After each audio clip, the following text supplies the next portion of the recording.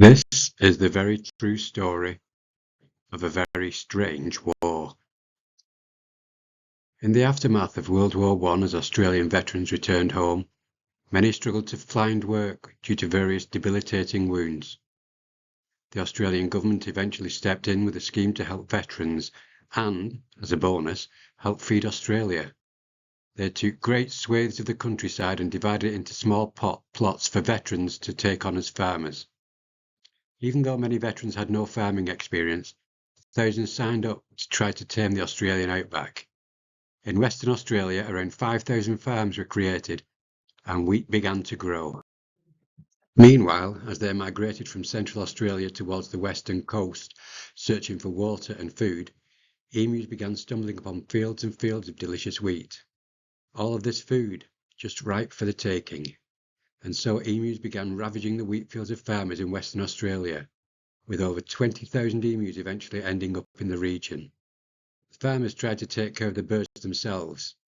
They were surprisingly hardy, typically having to be shot multiple times before falling. And, of course, emus had the advantage of overwhelming numbers. Desperate to stop the emu reign of terror, the local farmers petitioned the Minister of Defence, George Pearce, for military aid. The Australian government heard the farmers' complaints and sent in the 7th Heavy Battery of the Royal Australian Artillery. This man is Major Gwynedd Purves Wyn Aubrey Meredith of the Royal Regiment of Australian Artillery.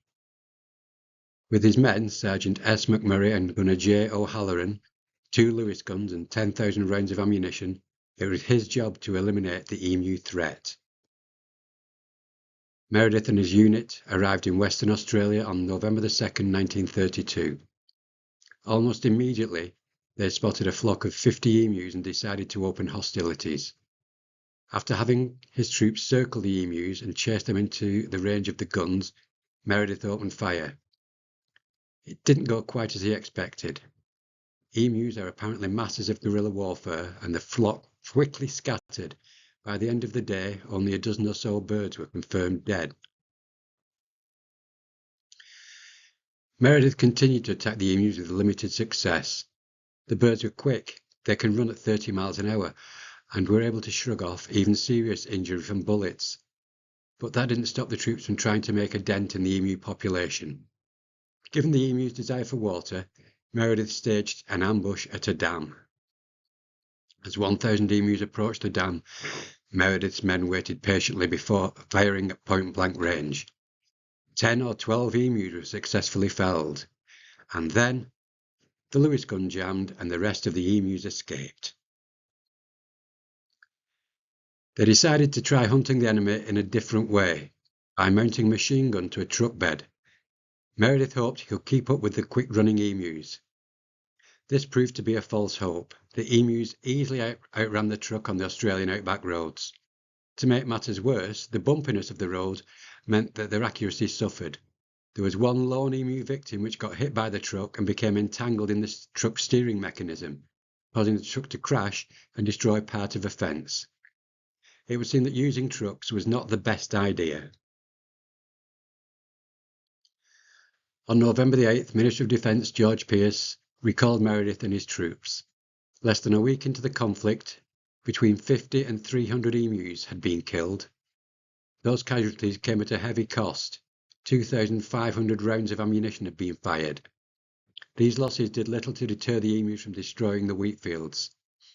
After Meredith and his men left, the emus continued to eat their fill of the farmers' wheat. If anything, the presence of soldiers had made them even more cautious. Now there were often lookout birds who alerted the others when humans appeared. Emus were much obviously craftier than mere humans. On November the 13th, Meredith and his troops were sent out to Western Australia again. For the next month, they repeatedly attacked the emu flocks and tried to chase off the enemy. Then, on December the 10th, Meredith and his men were recalled, and the war was officially over. Officials claim that around 100 emus were killed each week during the second assault. The final death toll for the emus was 986 kills, with 9,860 bullets fired. However, this number is highly debated and likely inflated. It seems very suspicious that exactly 10 rounds of ammunition were used per emu. Humans once again underestimated the tenacity of wild animals.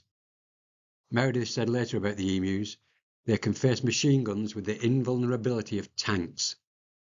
While officials might have claimed victory over the emus, the reality is that they barely made a dent in the 20,000 emus in Western Australia at the time. The birds continued to harass farmers and destroy crops.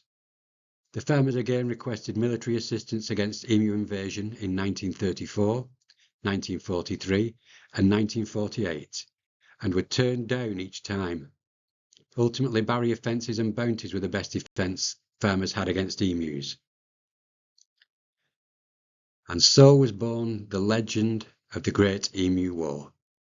Thank you for listening.